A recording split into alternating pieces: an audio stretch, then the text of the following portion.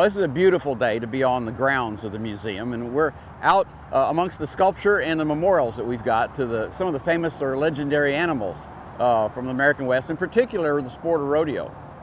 This happens to be the 50th anniversary of the institution, opened to the public in June of 1965. And when the museum opened, shortly after that, it created these beautiful grounds, started adding, it almost looked like an arboretum. There are a number of plants and things that have little plaques that tell people some of the beautiful plants and trees that are on the grounds. And then they started adding sculpture.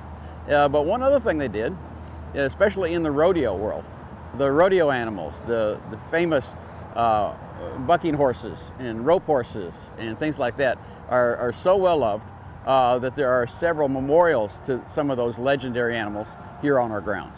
Right here behind me is a dedication to Midnight, one of the earliest bucking horses that was heralded, became famous, songs and all that kind of thing about him.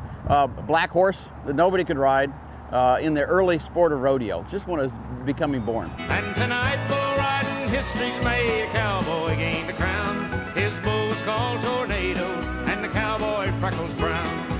One of the most famous animals ever to come out of Oklahoma is Tornado. I mean, he was a bucking bull raised by Jim Shoulders, you know, our famous rodeo champion. And not only that, not only was he famous in his time, not only did he go for years without being ridden, he is the subject of one of the most famous rodeo rides, bull rides ever, and it happened right here in Oklahoma City during the national finals in 1967.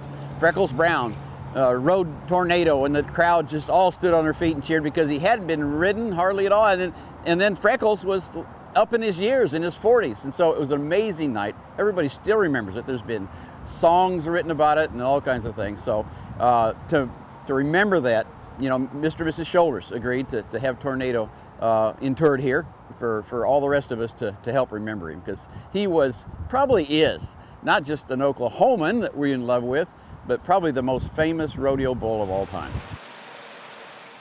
The gardens at Oklahoma City's National Cowboy and Western Heritage Museum are the final resting place of 4 animals, with memorials to others.